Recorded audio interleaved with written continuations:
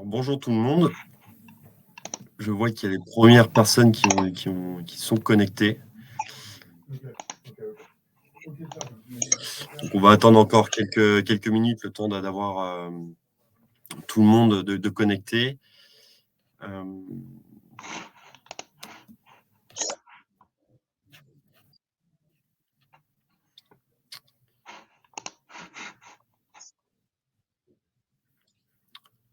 Alors, en attendant, je vais déjà commencer par soumettre un petit sondage que les futurs connectés également pourront répondre. La question est simple.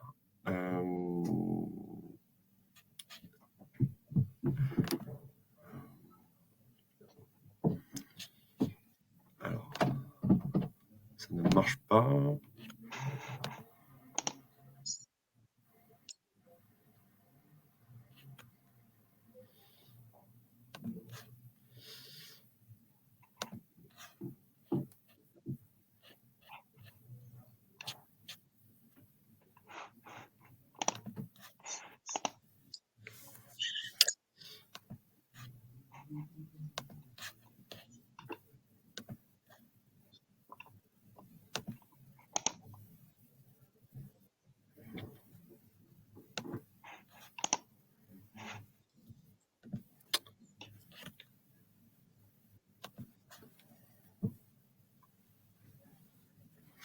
Alors, je ne sais pas si vous voyez le sondage pour les personnes qui sont connectées.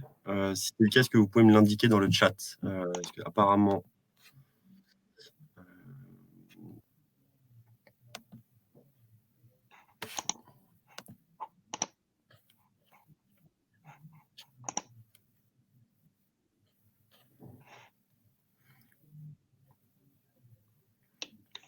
voilà, nous sommes 11 participants.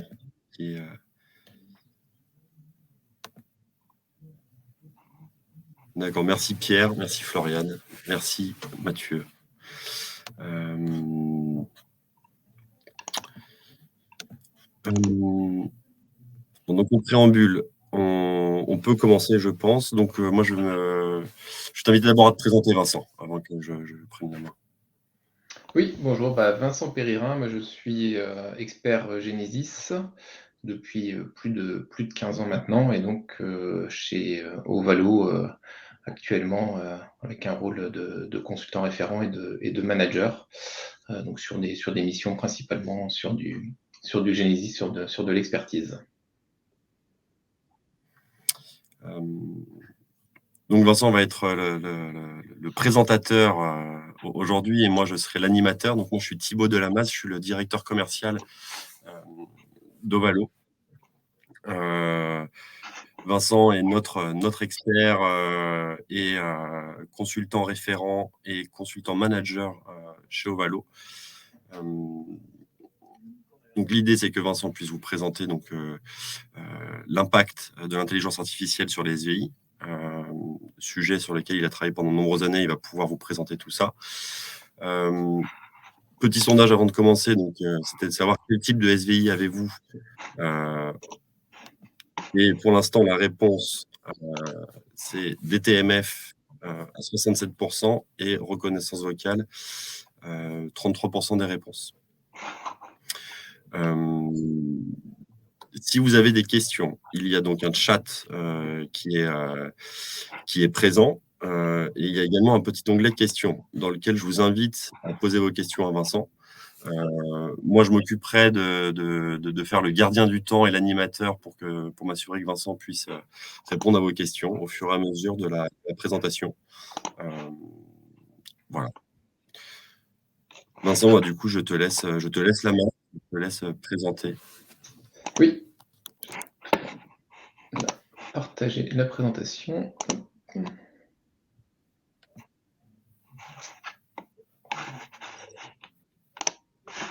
Donc voilà, là normalement, vous voyez bien la présentation. Donc voilà, la présentation, comme l'a dit Thibaut, hein, c'est l'impact de l'intelligence artificielle sur le SVI.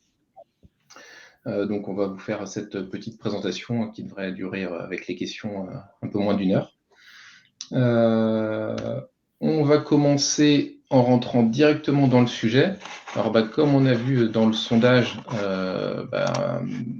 principalement là, les votes ont un peu évolué, un petit peu, principalement du DTMF, un petit peu de reconnaissance vocale. Donc, le sujet, je pense, va vous intéresser de voir un petit peu quels peuvent être les apports du langage naturel et de l'intelligence artificielle sur le SVI. On va repartir, comme je vous l'ai dit, de la base. C'est quoi un SVI? Un SVI, c'est un serveur vocal interactif qui a deux principaux usages. D'abord, la qualification de l'appel, donc savoir pourquoi quelqu'un appelle. Et en général, on va voir, comme là sur la partie de droite, on utilise des menus pour savoir pourquoi il appelle, réussir en affinant les questions et les réponses pour pour être capable ensuite de distribuer l'appel de la meilleure des façons. Les autres usages possibles, c'est des usages de libre service. Et là, l'objectif, ça va être que la personne en autonomie, elle puisse faire un certain nombre d'actes de gestion ou de récupérer des informations.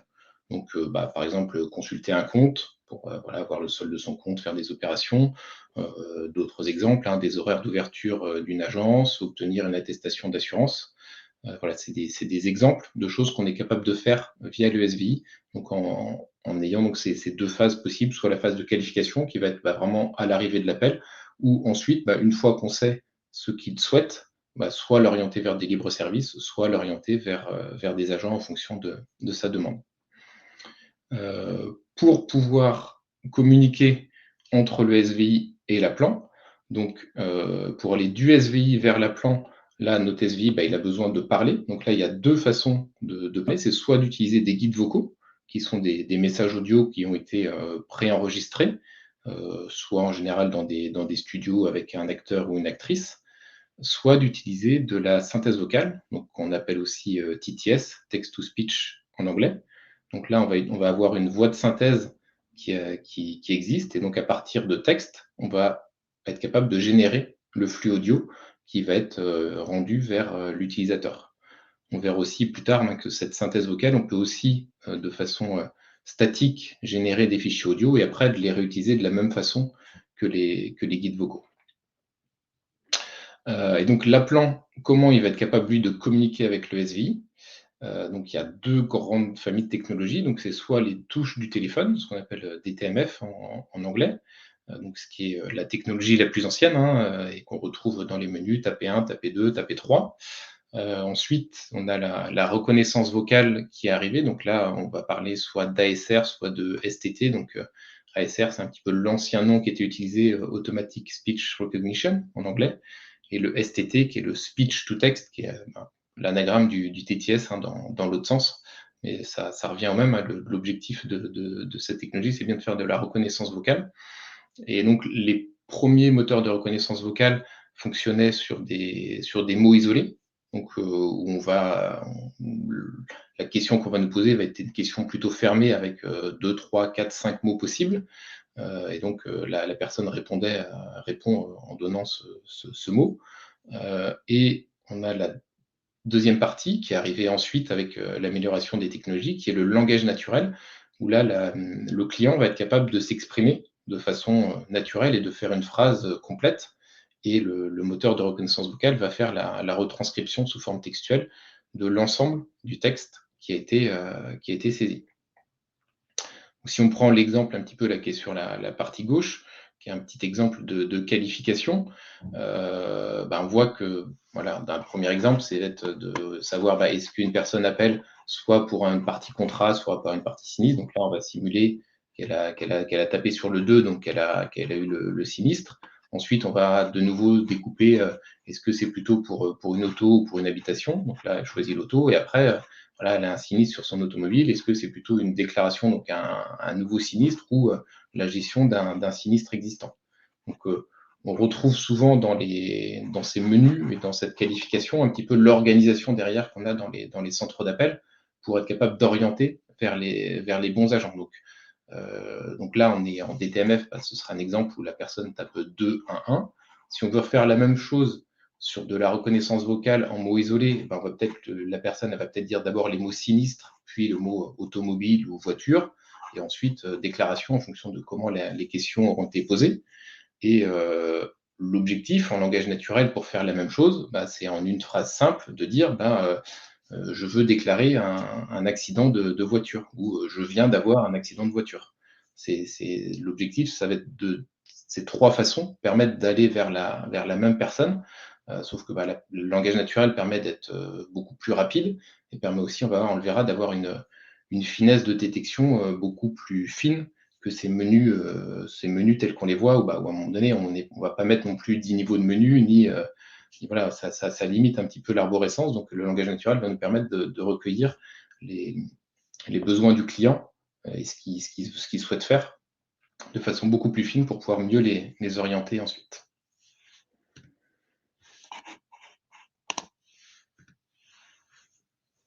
Alors les enjeux du SVI, à quoi ça sert, le SVI? Tout d'abord, c'est le premier contact téléphonique avec le client. Le téléphone, ça reste quand même un média qui est privilégié de contact, surtout, sur des moments forts pour le client ou pour l'appelant. Si par exemple, là, je reprends l'exemple là de l'accident de voiture, on a plutôt envie de parler à une personne pour qu'elle puisse soit capable de nous écouter et de répondre à notre besoin, plutôt que, de répondre sur un chatbot ou, directement sur un site internet. C'est sur des moments forts, sur des signatures de contrats, sur des choses comme ça. C'est souvent intéressant d'avoir un contact, téléphonique pour que l'expérience utilisateur soit la meilleure. Et ce SVI fait aussi partie de cette qualité d'expérience utilisateur. Si lorsqu'on arrive, on a un SVI, qui est incompréhensible, qui est pas cohérent et cetera, l'expérience utilisateur avant d'arriver vers l'agent, elle commence déjà pas très, très bien. Donc, le SVI, c'est vraiment cette première partie de l'appel où il faut être attentif à ce que ça reflète de notre image de marque, heu, pour, heu, pour ce qu'on souhaite montrer aux clients. Voilà, vous avez sur la petite partie droite, hein, je vous laisse regarder la petite BD. C'est un petit peu le contre-exemple un petit peu de ce qu'il ne faut pas faire ou la démonstration par l'absurde du SVI. Voilà, c'est l'exemple qu'il ne faut pas faire. Si on reprend les enjeux spécifiques à la qualification, l'objectif, ça va être de distribuer vers le meilleur agent. Alors, le meilleur, ça, à chaque fois, c'est au métier de définir qu'est-ce que lui considère comme le meilleur agent en fonction de la qualification de l'appel. Mais voilà, plus on va avoir une qualification fine et précise, plus on va être capable ensuite de pouvoir aller vers la distribution souhaitée. Lorsqu'on arrive à distribuer vers un bon agent, derrière, ça va nous permettre d'augmenter notre FCR, notre First Contact Resolution. Et grâce à ça, voilà, on va limiter les transferts d'appels, limiter les rappels, toutes ces choses qui, l'appelant, c'est jamais très agréable de se faire transférer entre services parce qu'au début, on n'est pas arrivé sur le bon service ou d'être obligé de rappeler parce que la personne qu'on a eue, elle n'était pas compétente ou elle n'avait pas la capacité de traiter notre demande. Donc le fait d'avoir la distribution vers le meilleur agent au moment de l'appel grâce à cette qualification, ça améliore aussi la qualité globale de notre centre d'appel, notre centre de contact. Sur la partie libre service, là, l'objectif, ça va être principalement de traiter les flux à faible valeur ajoutée. Donc, il y a certains flux où il n'y a pas forcément d'intérêt, pour un agent de passer du temps avec un client pour répondre à une demande qui peut être faite en autonomie. Donc, ça va permettre de décharger un petit peu, les tâches à faible valeur ajoutée pour que les conseillers, les agents soient capables de traiter, des des appels à plus forte valeur ajoutée. Ça permet d'automatiser tout un certain nombre de tâches, d'actes de gestion que souhaite faire, l'utilisateur. Et le troisième intérêt, c'est l'autonomie du client. C'est-à-dire que, si je reprends l'exemple, de son attestation d'assurance, s'il la veut à 3 heures du matin, il va pas y avoir des agents qui vont être disponibles pour, lui faire son attestation d'assurance à 3 heures du matin. Par contre, avec le SVI, dans un libre service, s'il appelle à 3 heures du matin, qu'on détecte qu'il veut une attestation d'assurance, on peut lui proposer un parcours où il va être capable de recevoir son attestation d'assurance, sur son mail, ensuite, quoi. Donc, c'est aussi cette partie-là où les libres services, ils peuvent fonctionner en 24 heures sur 24, tous les jours de la semaine, là où notre centre d'appel, il a autrement ses horaires d'ouverture classiques. On va rentrer un petit peu plus maintenant dans la partie, langage naturel et intelligence artificielle. Une fois qu'on a vu un petit peu là toute la partie SVI, à quoi ça sert un SVI et pourquoi on souhaite faire des SVI. Maintenant, pourquoi on souhaite passer à l'étape suivante, passer notre SVI en mode langage naturel et en mode, intelligence artificielle. Le langage naturel, il permet une expression libre de l'appelant, donc ce qui va permettre une réduction du temps de qualification et des échanges plus fluides avec l'appelant. On va être sous une forme de question-réponse. La personne, elle va s'exprimer naturellement en faisant des phrases, et ces temps-là vont être beaucoup plus courts que lorsqu'on avait des menus avec, pour machin taper 1, pour machin taper 2, et cetera. Ça, c'est déjà la phrase, la question est assez longue. Là, on lui pose une question qui est en général assez courte, et l'échange va être plus fluide et ça va nous permettre ça.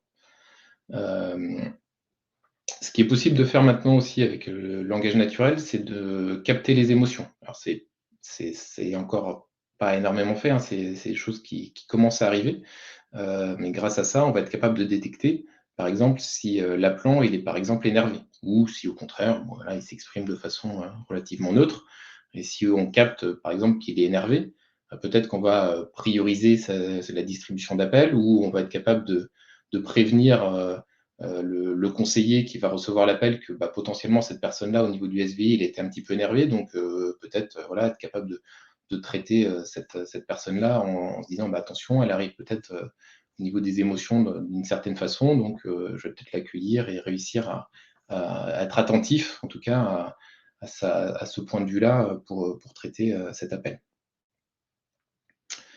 Hem, Au niveau ensuite de l'intelligence artificielle, c'est ce qui va nous permettre de comprendre la langue écrite.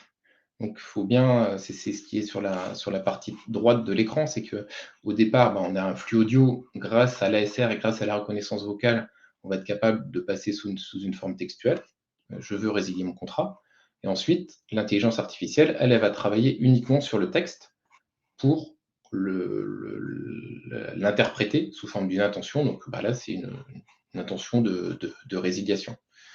Euh, Comme l'intelligence artificielle, elle fonctionne sur la langue écrite, il y a une réutilisation des technologies qui sont ici issues principalement des chatbots qui étaient déjà existantes et qui ont permis voilà, qui fonctionnaient, qui avaient plus d'années d'expérience.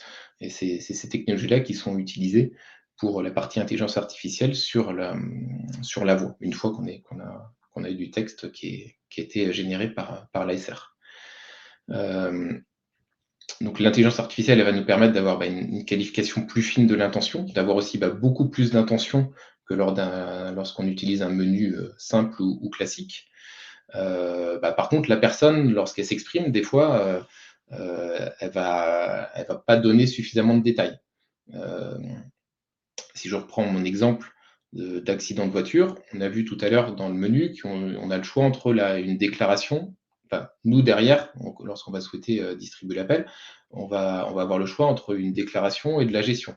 Si elle appelle, elle dit juste j'appelle pour mon accident de voiture, là, on n'a pas suffisamment d'informations pour savoir si c'est un nouvel accident de voiture ou un accident qu'elle a déjà eu et elle souhaite avoir des informations sur son dossier. Donc, on va pouvoir utiliser des levées d'ambiguïté pour lui préciser une question. Voilà, s'agit-il d'un accident, d'un dossier existant ou s'agit-il d'un nouveau dossier? Donc là, on va passer plutôt sur des questions fermées pour un petit peu dans un mode entonnoir, réussir à clarifier ce que la personne a, a dit pour aller vers une des intentions qui sont connues du système et qu'on va être capable de distribuer ensuite. Un des aspects intéressants aussi de cette partie langage naturel et intelligence artificielle, même si là on bascule plutôt sur la partie synthèse vocale et TTS, il y a une possibilité de personnalisation du parcours vocal. Sur les TTS, on peut utiliser des voix de synthèse. On peut utiliser des voix de synthèse qui sont personnalisées. Une des possibilités, c'est une des choses existantes, enfin, c'est la SNCF, hein, la voix de la SNCF est assez connue. C'est une voix qui a été faite par l'actrice de la SNCF, utilisée par la SNCF, où ils ont généré donc cette voix de synthèse. Ils sont capables de dire n'importe quel texte en utilisant la voix de Marc, qui est la voix qui est connue, qui est une voix connue par tout le monde.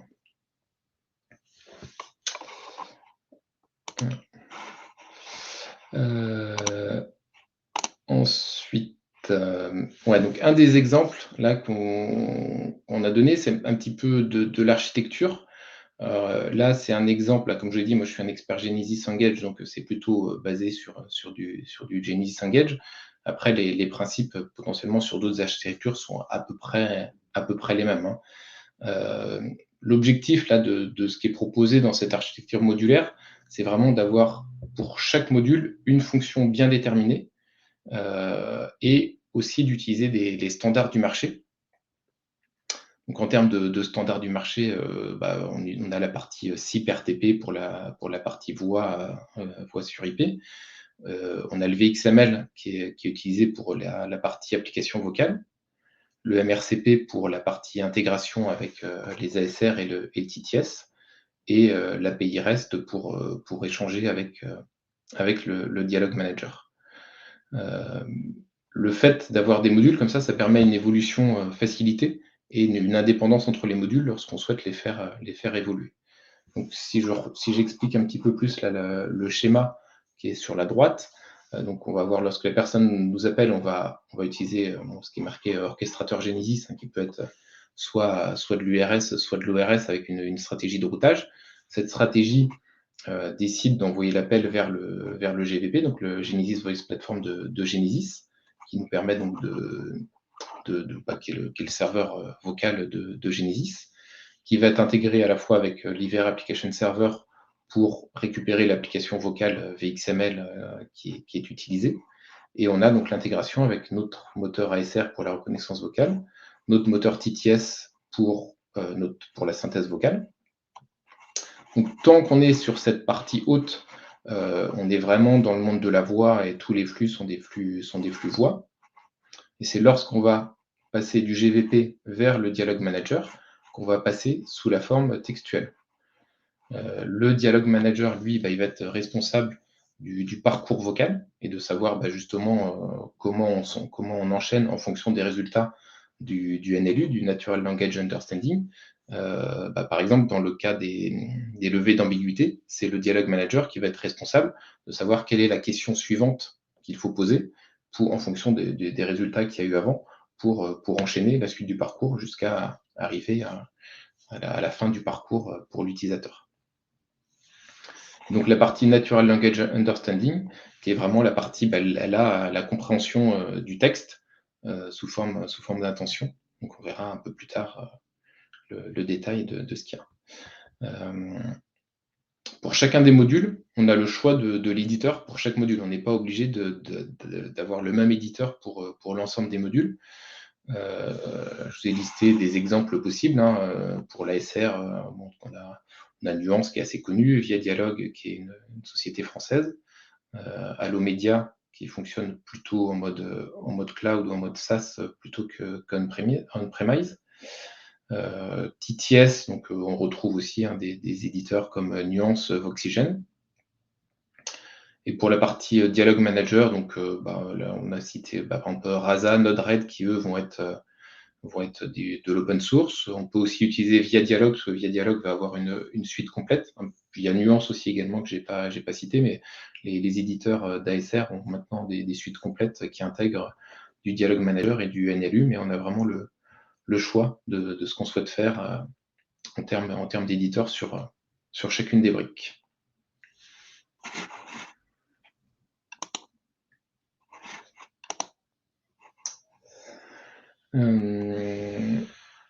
Ensuite, je vais vous parler un petit peu de la gestion des guides vocaux. Donc, on a vu que les guides vocaux qu'on va jouer aux utilisateurs, aux appelants, il y a deux façons au niveau des fichiers audio de les avoir. Donc, soit enregistrés en studio avec un acteur ou une actrice, soit générés par la synthèse vocale.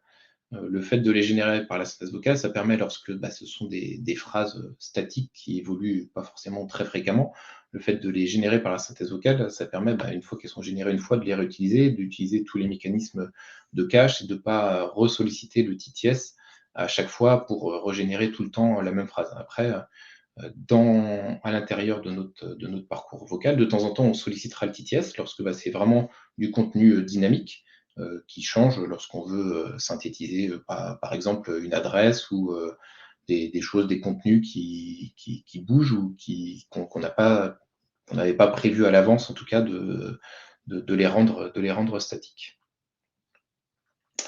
Les guides vocaux, suivant les cas, ils peuvent des fois être remplacés ou ajoutés assez fréquemment, lorsqu'on a des fermetures exceptionnelles, lorsqu'on a des événements exceptionnels.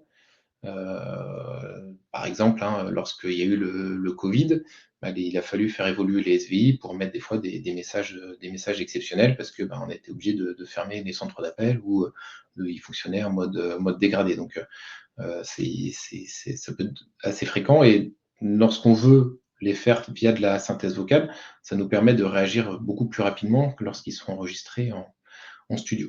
Un autre exemple, c'est des messages promotionnels qui peuvent aussi varier tous les mois ou tous les X mois, voilà, lorsqu'on a des messages promotionnels qui sont joués dans le SVI.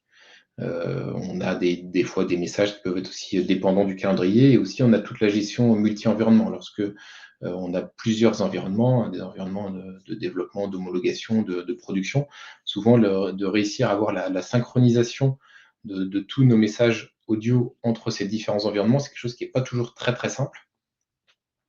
Donc une des possibilités, c'est d'avoir vraiment un référentiel unique et d'être capable de déployer automatiquement des guides vocaux. Donc là, ça demande un petit peu de développement customisé. Mais ce qu'on peut faire, c'est de faire, c'est ce qui est décrit un petit peu sur la partie droite, c'est de développer une interface graphique qui permette, depuis un navigateur web, soit de charger des nouveaux messages, soit d'écouter les messages existants pour confirmer que le message est bien le bon. On va avoir au milieu notre référentiel des guides vocaux qui va contenir l'ensemble de nos guides vocaux pour nos différentes plateformes, qui peut s'interconnecter avec le TTS pour être capable de générer de nouveaux guides vocaux. Donc là, à partir de l'interface graphique, on va être capable de saisir du texte et on va demander ensuite au TTS de générer le fichier audio correspondant. Et ce fichier audio, on va le garder dans notre référentiel de guides vocaux pour pouvoir le réutiliser ensuite. Et ensuite, on est capable de le déployer sur nos différents environnements, donc sur le GVP pour qu'il soit joué. Voilà. Donc là, on a passé un petit peu toute la partie un peu plus vue de l'utilisateur et voilà. Maintenant, une partie très importante, c'est la partie reporting. Parce qu'on a un système qui va être assez complexe avec notre SVI et notre intelligence artificielle. Ce qui est très important, c'est de superviser et comprendre l'utilisation du SVI. Il faut absolument éviter l'effet boîte noire. Il faut être capable, sur nos différentes briques, sur nos différents composants, d'avoir des informations de reporting pour être sûr que le système fonctionne de façon correcte. Les clients qui appellent et qui n'ont pas réussi, ont eu des soucis lors du SVI, on est souvent rarement au courant lorsque les clients ou les appelants ont des soucis dans le SVI. Si jamais vos agents ils ont un souci avec leur bandeau, ils vont ouvrir un ticket auprès de l'informatique et vous allez vous en rendre compte. Lorsqu'on a des problèmes côté SVI, c'est plus rare ou c'est plus compliqué d'avoir un retour et de se rendre compte qu'on a ces problèmes-là. C'est pour ça que le reporting est très important pour être proactif sur le SVI et être capable de détecter lorsqu'il y a des anomalies pour les résoudre. On a pas mal de sources de données possibles. On a au niveau du GVP, il y a des rapports au niveau du GVP qui existent, qui vont nous permettre d'avoir des informations principalement sur la fluidité du SVI. C'est l'exemple un petit peu là des deux copies d'écran qui sont sur la droite.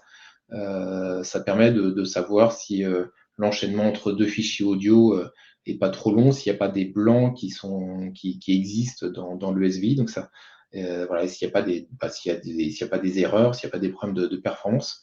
Donc ce GDP il va vraiment être utile pour ça, pour vérifier que le rendu vis-à-vis de l'utilisateur est fluide. Sur la partie ASR, donc là, on va être capable d'avoir les fichiers audio, ce que l'utilisateur, l'appelant, va dire lorsqu'on va lui poser une question. On va être capable de récupérer les fichiers audio de l'enregistrement de ce qu'il a dit et d'avoir les informations liées à la reconnaissance vocale. Donc, c'est-à-dire, on va avoir le fichier audio, on va avoir à côté le texte qui a été reconnu et on va avoir les taux de confiance associés à la reconnaissance de ce qu'il a dit et de la transcription qui a été donnée. Sur la partie NLU, on va avoir de nouveau, on va récupérer donc les intentions qui ont été données, et on va aussi de nouveau avoir un taux de confiance sur, voilà, à partir de ma phrase, je veux résilier mon contrat. Dans notre exemple, il a trouvé l'intention résilier, et il va dire que là, comme c'est une phrase assez simple, avec un taux par exemple de 95%. Et au niveau de notre dialogue manager, on va avoir toutes les informations liées au parcours vocal. Ça nous permet de savoir, par exemple, lorsqu'on a des abandons, à quelle phase on abandonne dans notre parcours vocal. On a un certain nombre d'informations qui vont venir à partir de ce dialogue manager. Je vais lister ensuite là, un certain nombre d'indicateurs. Au niveau des indicateurs, il ne faut pas avoir peur d'avoir des indicateurs un peu de différentes natures. Il y en a certains qui vont être relativement techniques, d'autres qui vont être plus métier ou plus global. Et le fait d'avoir plus on a d'indicateurs et puis de différentes natures, ça permet de mieux comprendre comment fonctionne notre système. Voilà, des exemples, les taux d'abandon. Si on se rend compte qu'on a beaucoup d'abandon dans notre SVI au niveau de la qualification, peut-être ou dans un libre service à certaines phases, c'est peut-être que la question elle n'est pas claire ou que voilà, il faut essayer de creuser. Donc comprendre nos taux d'abandon, les phases d'abandon, donc savoir à quel endroit du parcours les gens ils abandonnent, ça donne des indications s'il y a des améliorations à donner. Pourcentage de no input, pourcentage de no match, donc là c'est au niveau de la reconnaissance vocale, c'est lorsque no input, c'est lorsque la personne elle a rien dit, et no match, c'est lorsque on n'a pas compris quelque chose, parce que l'ASR, son taux de confiance n'était pas suffisant pour donner une retranscription textuelle du son qui a été entendu par l'ASR. On retrouve ensuite nos taux de confiance ASR, NLU. Et après, là, j'ai mis des indicateurs un peu plus métiers sur savoir est-ce qu'on a des taux de transfert, est-ce qu'on a des taux de réappel. Voilà, c'est l'objectif, ça va être avec le SVI, ça va être aussi de faire diminuer ces taux de transfert et ces taux de réappel. Donc, il faut aussi être capable de les avoir pour bien mesurer l'impact de notre intelligence artificielle et sur le fait que ça va dans le bon sens et qu'on ne dégrade pas le service. Voilà, la répartition des intentions, l'utilisation des leviers d'ambiguïté, les durées de qualification aussi. Là, il y a un certain nombre, pas mal d'indicateurs qui sont utiles, mais il y en a plein d'autres qui peuvent être produits, qui nous permettent de bien comprendre ce qui se passe au niveau de notre système. Et lié à ça, ces indicateurs-là, quand c'est possible, c'est bien de les mettre aussi dans une interface graphique pour justement que ce soit plus facilement consultable, de mieux être capable de faire des comparaisons. On peut aussi faire des interfaces graphiques qui nous permettent de voir après le détail, de zoomer sur un appel et de comprendre sur cet appel-là, essayer de comprendre si l'intention reconnue n'est pas la bonne, essayer de comprendre dans le parcours qu'est-ce qui a pu ne pas bien fonctionner. Est-ce que c'est l'ASR qui a mal retranscrit le texte, ou alors est-ce que le texte était bon, mais après c'est le NLU qui n'a pas compris la bonne intention. En fonction de si c'est l'ASR qui a mal reconnu le texte ou si c'est le NLU qui, à partir du texte, n'a pas été vers la bonne intention, les actions d'amélioration ne vont pas être sur les mêmes briques. Donc, c'est important de savoir où sont les axes d'amélioration. Donc, lorsqu'on souhaite mettre en place cette solution-là, on va avoir une première phase On va devoir créer la grammaire et créer le corpus. Donc la grammaire, c'est ce qui va être utilisé par la reconnaissance vocale et le corpus, c'est ce qui va être utilisé par l'intelligence artificielle. Pour faire ça, on a besoin de récupérer des enregistrements d'appelants. Donc ce qu'on va faire, c'est qu'on va envoyer un pourcentage d'appels vers notre SVI d'intelligence artificielle. Et l'objectif, ça va être de poser la question, voilà, par exemple, pourquoi est-ce qu'il nous appelle? Là, la personne, elle va dire sa phrase. Et à ce moment-là, notre SVI, entre guillemets, l'intelligence artificielle, elle n'est pas là, elle n'existe pas. Le seul intérêt, ça va être de collecter des, les traces audio des questions, enfin des réponses, pardon, que donnent les appelants lorsqu'on leur pose la question de qualification. Peu importe ce qu'ils disent, nous, voilà, on va vraiment être juste dans une phase de collecte. Et ensuite, on va le retransférer vers notre SVI legacy, notre SVI existant, qui peut être en DTMF, par exemple. Et puis, voilà, bon, il aura perdu 10-15 secondes où on lui aura posé la question et en fait, on ne l'aura pas traité et on le redirige ensuite vers le SVI existant dans cette première phase. Grâce à tous ces échantillons collectés, on va faire la transcription des messages et on va donc créer la grammaire qui est adaptée à notre SVI. Et ensuite, à partir de la transcription des messages, on va classifier les messages textes avec des tags, donc avec les intentions, les motifs d'appel, pour créer le corpus. Et à partir de ces deux choses-là, donc on va avoir notre ASR qui va vraiment être opérationnel et notre NLU qui va lui aussi être opérationnel et être capable, à partir de texte, de nous remonter les intentions. Ensuite, dans une deuxième phase, donc là, on souhaite vraiment que notre SVI IA il commence à être réellement utilisé. Ce qu'on fait le plus souvent, c'est plutôt un déploiement progressif, parce qu'on ne va pas forcément envoyer directement 100% des appels vers notre SVI. Il y a forcément des phases de tuning, d'amélioration à faire. Donc, on a différentes façons de faire, voilà, ces différents exemples, de pouvoir faire un déploiement progressif. On peut faire soit sur des pourcentages de flux, donc on va choisir 5%, 10% des flux qui vont aller là, et puis les autres vont continuer à utiliser l'ancien SVI. On peut faire une segmentation en fonction de nos différents numéros d'appel. On peut faire aussi une segmentation en fonction du calendrier, c'est-à-dire dans un premier temps, je fais que sur le HNO parce que j'ai pas envie que ça, tant que j'ai pas eu de certitude sur le bon fonctionnement de mon SVI avec intelligence artificielle, j'ai pas envie de dégrader les agents, la qualification existante qui existe sur les agents. Donc je vais d'abord entre guillemets, me faire la main et m'améliorer sur le HNO pour pas dégrader la situation des agents sur les appels qu'ils reçoivent, qu'ils soient bien correctement qualifiés. Et une fois que voilà, j'ai confiance dans les résultats, je peux l'activer sur des heures ouvrées. Ce déploiement progressif, il nous permet aussi de faire une sécurisation de la montée en charge. Donc en fonction des volumes d'appels, peut-être qu'on va avoir besoin de déployer plusieurs ASR, plusieurs TTS, plusieurs MCP. Donc là, c'est pareil, ça va nous permettre de surveiller voilà, en fonction du trafic et de l'utilisation des serveurs si on a besoin d'adapter notre dimensionnement. Le dernier point dans la partie mise en place, c'est plutôt un petit conseil pour faciliter la recette. On peut s'amuser à faire un petit mode test qui permet aux testeurs d'entendre ce qui a été reconnu par l'ASR et l'intention qui a été remontée par le NLU.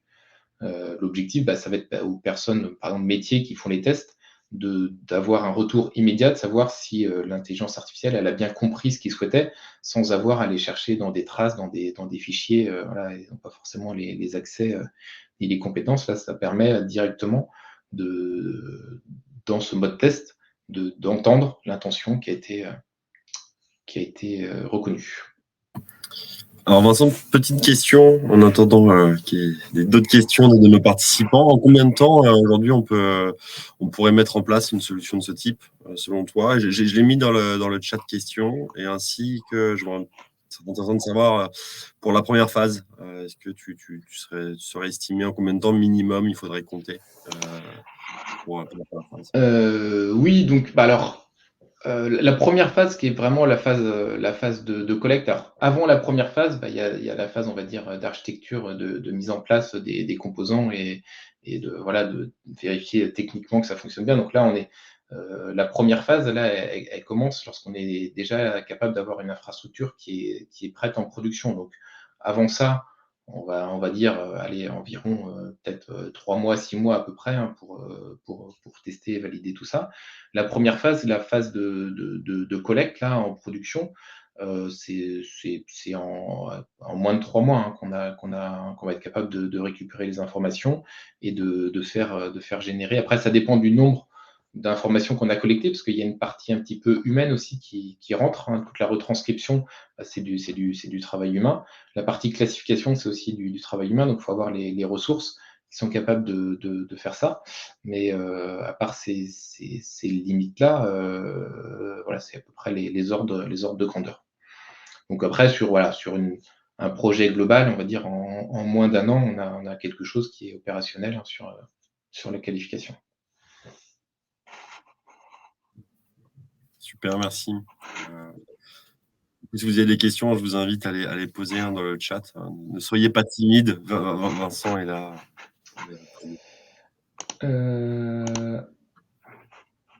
Ensuite, on arrive, ouais, sur la phase d'amélioration continue. Sur les systèmes, hein, la partie, lorsqu'on fait du SV avec de l'intelligence artificielle, c'est clairement pas un projet qu'on fait et après, on touche plus à rien. Voilà, non, c'est vraiment quelque chose où, derrière, il va y avoir du travail qui doit être fait pour continuer à l'améliorer, et ça doit vraiment être dans cette démarche-là qu'on fait ces types de projets.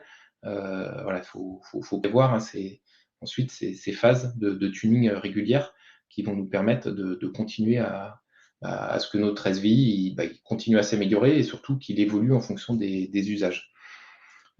Pour faire ces phases de tuning régulières, qu'est-ce qu'on va faire? Donc, on va collecter un échantillon d'appels et on va faire une comparaison entre, la compréhension humaine et celle du SVI. Donc, on va vraiment comparer, c'est-à-dire qu'on va avoir les fichiers audio, on va avoir l'intention qui a été reconnue.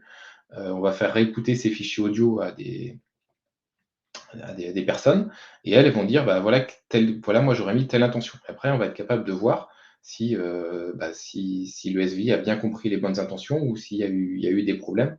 Voilà. Donc, en fonction de ça, on va être capable d'améliorer soit notre ASR, soit notre NLU, hein. Si je reprends, donc là, on a le schéma avec l'ensemble des briques. Lorsqu'on va faire nos améliorations continues, on va travailler sur 2 briques principalement. On va travailler sur l'ASR, donc la reconnaissance vocale, pour que la transcription textuelle soit meilleure. Et on va travailler sur le NLU pour que, à partir du texte, l'intention trouvée, pareil, soit meilleure, ou on ait des meilleurs taux de confiance.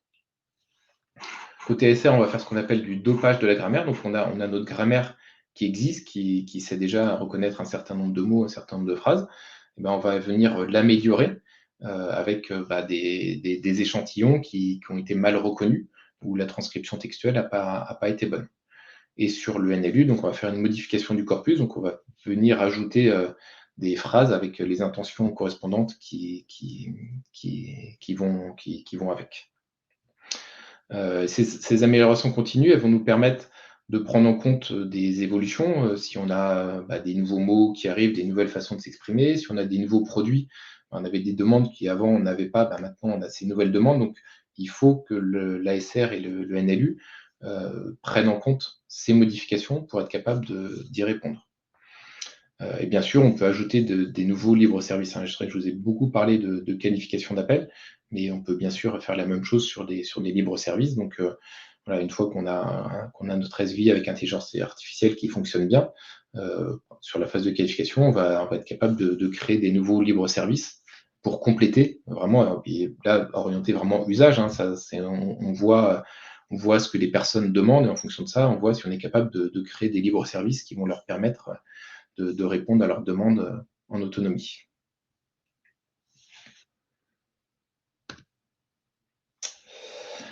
Voilà, donc j'en arrive à la fin de ma présentation. Donc, en conclusion, le fait d'avoir un SVI avec intelligence artificielle, ça permet d'améliorer l'expérience client et la fluidité des échanges.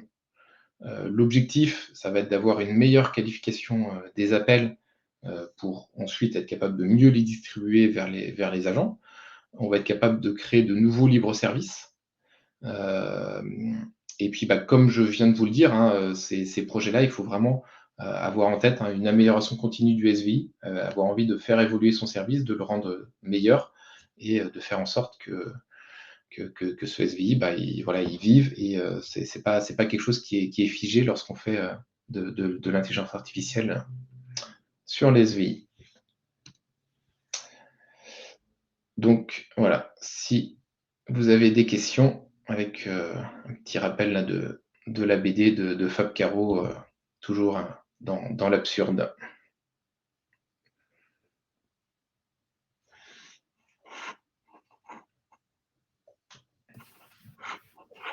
Merci beaucoup, Vincent, pour la présentation qui était très bien, très claire et toujours aussi pertinente. Moi, j'ai une petite question du coup, que je t'ai mis dans le chat aussi. Oui, alors, donc, est-ce simple à maintenir à jour, faire évoluer, ajout de nouveaux choix, nouveaux parcours, qui peut procéder aux évolutions, mises à jour, MOE, MOA. Alors, est-ce simple à maintenir à jour, faire évoluer? C'est pas forcément très compliqué. Par contre, surtout sur les phases d'amélioration continue, sur la partie ASR et NLU, on peut souvent avoir besoin de l'éditeur pour faire ces améliorations continues. C'est-à-dire que lorsqu'on va vouloir faire un dopage de grammaire, alors c'est possible de le faire chez soi, mais ça demande quand même beaucoup plus d'efforts. Souvent, les éditeurs, ils sont là pour ça, et ils maîtrisent bien ce process-là, donc on va se faire accompagner avec les éditeurs.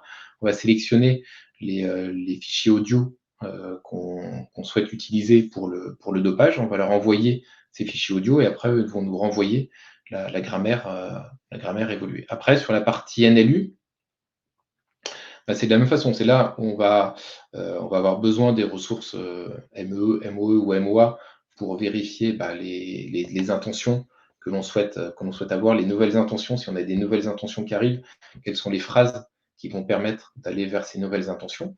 Et encore, là, de nouveau, après, ça va dépendre de la solution qu'on a choisie, mais souvent, on va utiliser l'éditeur qui va nous permettre de régénérer le corpus qui est utilisé par l'intelligence artificielle pour, pour que ce soit pris en compte. Et après, les évolutions du dialogue manager, ça c'est plutôt de la MOE lorsqu'on souhaite modifier le parcours.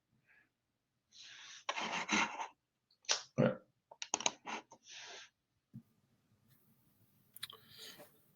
Alors, j'ai d'autres questions encore, mais moi, c'est vrai que j'ai eu cette chance d'avant de déjà avoir pu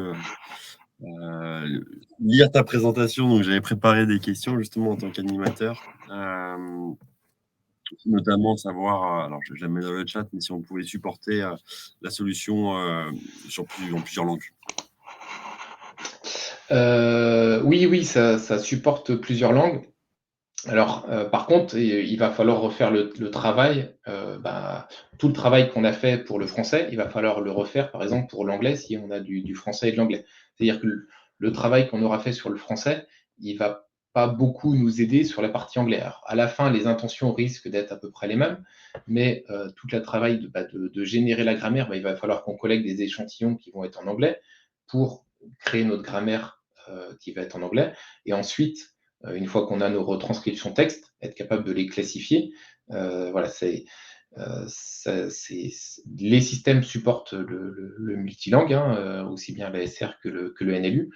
Par contre, le travail et l'effort est à faire pour chacune des langues. Et c'est pas parce qu'on a fait une langue qu'automatiquement on a toutes les langues qui deviennent disponibles. Hein. Mais la solution, bien sûr, peuvent supporter plusieurs langues. Merci Vincent. Je vois qu'on a une autre question de Jérôme de Sagna. Qu'en est-il du match avec les smartphones en ambiance courante, souvent avec des bruits ambiants dans la rue, en voiture? C'est vrai qu'il y a de plus en plus de clients qui appellent hors d'une zone calme. Oui, alors là, on est vraiment sur de la pure partie ASR. C'est sûr que quand l'environnement est très très bruité, qu'il y a beaucoup de bruit, l'ASR, il peut pas faire de miracle. Après, ils se sont quand même bien améliorés hein, sur la compréhension du signal. Mais ça fait pas des miracles forcément.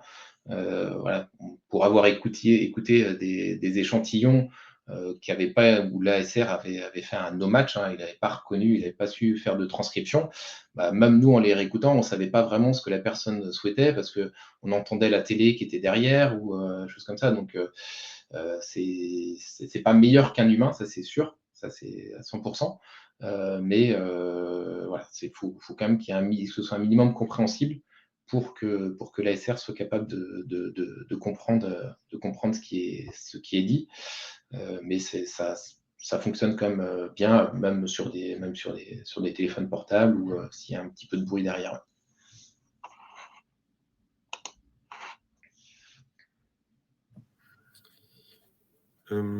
Jérôme, je ne sais pas si nous avons répondu entièrement à la question. Effectivement, c'est souvent le problème du main libre. Je vois qu'on a une question de Pierre Werber, du coup, Vincent, à savoir quid de la gestion des accents des clients pour les solutions Enelive. Oui, bah là aussi, on est vraiment sur la partie ASR, hein, qui est impactée lorsqu'il y a des accents. Là encore, ben, c'est notre partie collecte qui va être importante. Si dans la collecte des échantillons audio qu'on a fait, il y a des personnes sans accent, on va dire, ou avec des accents moins marqués, ben, on a construit notre grammaire à partir de fichiers audio qui avaient peu d'accent. Donc, il va se baser là-dessus. Après, si dans notre collecte, bah, c'est la collecte qui représente la vie de tous les jours et qu'il y a X% des personnes qui ont un accent, bah, il va être capable de le prendre en compte et il va être capable de le fonctionner. Et pour avoir fait des tests chez un client, voilà, quelqu'un qui avait un accent assez marqué, ça fonctionnait assez bien. La partie ASR et la reconnaissance vocale, même avec des accents.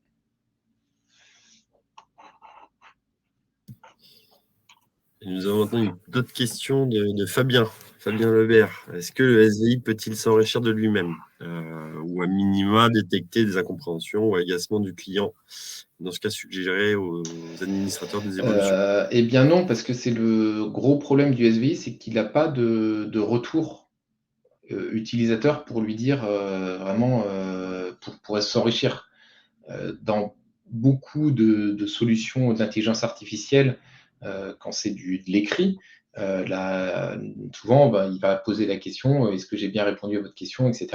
Et il y a de l'auto-amélioration. Sur la partie SVI, c'est beaucoup plus compliqué à faire.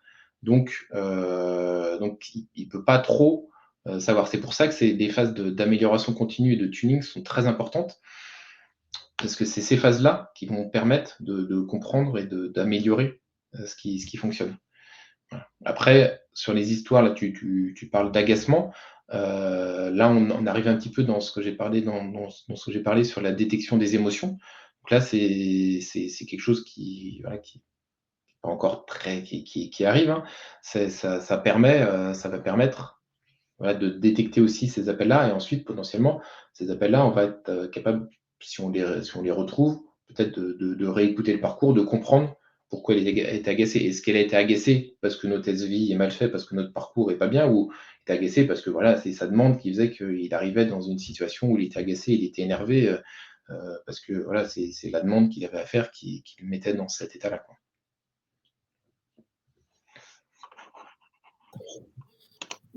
Il nous reste encore un peu de temps. On a une nouvelle question de Jérôme de Sagna, donc sur la durée de mise en œuvre de moins d'une année. Est-ce qu'elle correspond à quel niveau, elle correspond à quel niveau de Alors complexité? là, c'est principalement sur une partie qualification. Sur une partie qualification, en fait, bah, nombre de branches de SVI, nombre de niveaux, ça, on l'avait sur nos menus. Donc sur nos menus, on a un SVI existant qui a 4, 5 niveaux avec 5, 6 choix. Là, avec la phase qualification, ça va redevenir assez simple parce qu'on va poser une question au démarrage. On va récupérer. Après, il y a l'analyse pour faire les levées d'ambiguïté qui vont devoir être faites. Mais ça va dépendre un petit peu du nombre d'intentions que l'on a. Plus on a d'intentions, ou plus on souhaite détecter d'intentions fines, bah, plus on va devoir avoir bah, dans notre parcours vocal des levées d'ambiguïté parce qu'on veut arriver à un niveau très très fin. Si notre nombre d'intentions, voilà, si on a 500 intentions, bah, c'est difficile d'arriver vraiment à classifier finement. Voilà, on va peut-être devoir poser plusieurs questions pour réussir à avoir un niveau très très fin.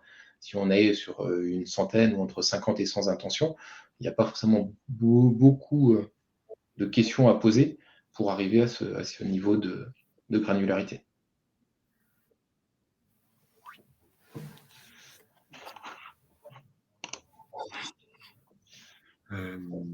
Merci Vincent. On a une nouvelle question de Kauter. Est-ce que le NLUASR peut interpréter des informations confidentielles de la part de clients ou est-ce qu'il s'intègre avec une couche qui traite les intentions sensibles? Alors, en tout cas, dans une phase de qualification, c'est assez rare que les utilisateurs donnent des informations réellement confidentielles. Parce qu'on lui demande pourquoi il appelle, et la réponse, c'est une phrase courte, hein. Il ne va pas raconter sa vie ou tout son problème pendant 5 minutes, hein. D'ailleurs, l'ASR, il va couper si la réponse est trop longue. Donc, d'une part, c'est assez rare. Ensuite, ce qui se passe, bah, c'est la classification, c'est la façon dont on va choisir de faire la rétention d'informations. Donc, combien de temps on va les stocker, et cetera. Ça va dépendre, bah, en fonction des règles RGPD qui sont dans l'entreprise, en fonction de la classification des informations qui auront été données. Et là, c'est là qu'on respecte ce qui est donné par l'entreprise en fonction des règles de RGPD qui doivent être faites. Si par exemple, on va avoir un libre service où on va faire de l'authentification, ce qui peut arriver, bah, l'authentification, là, on va peut-être demander des informations confidentielles, entre guillemets, comme peut-être son adresse ou peut-être son numéro de compte. Bah, on peut désactiver les enregistrements sur cette phase-là, parce qu'on sait que c'est une phase sensible et on ne souhaite pas avoir des enregistrements pour justement être cohérent et pertinent, enfin,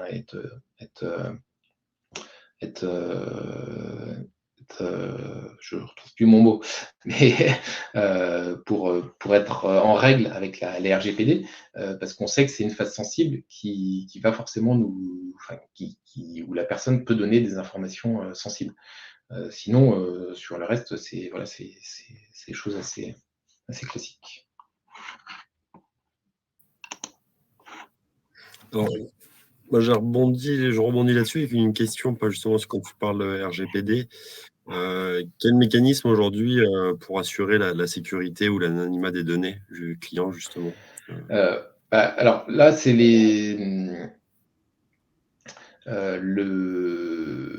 la partie, comme je vous l'ai dit, hein, c'est la partie vraiment là, c'est en fonction de la classification des données qui a été faite par l'entreprise. On va choisir de stocker uniquement ces parties-là. Sur les parties, déjà sur les parties en général textuelles ou les enregistrements audio, on n'a pas d'intérêt forcément à les conserver très très longtemps. Il y a pas un intérêt à les conserver très longtemps. Donc, c'est plus pour des cas classiques, hein, de support ou lorsqu'on souhaite faire de l'analyse. Et ensuite, lorsqu'on va faire des collectes, là, lorsqu'on va écouter les messages, on va être capable d'écarter les messages qui contiendraient des données clientes ou des données confidentielles. Mais a priori, on ne sait pas si dans les traces qu'on a collectées, il y a ces informations-là ou si elles sont pas présentes, en fait.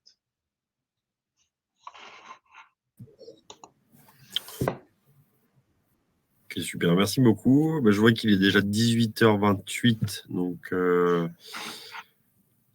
vais encore laisser quelques secondes s'il y a une dernière question à laquelle tu pourrais répondre. J'en profite pour vous dire qu'il y a un replay, hein, c'est donc enregistré, il y a un replay qui vous sera transmis directement par mail de tout ce webinaire. Bon, je vois qu'il n'y a pas d'autres questions, donc on va pouvoir arrêter là. Merci beaucoup, Vincent. C'était vraiment super intéressant Merci et à très vous. pertinent. Passez à tous une bonne soirée. Merci d'avoir participé à notre premier webinaire, qui sera le premier d'une longue série. Évidemment, si vous avez d'autres questions complémentaires ou des besoins, Vincent ou moi sommes disponibles pour vous.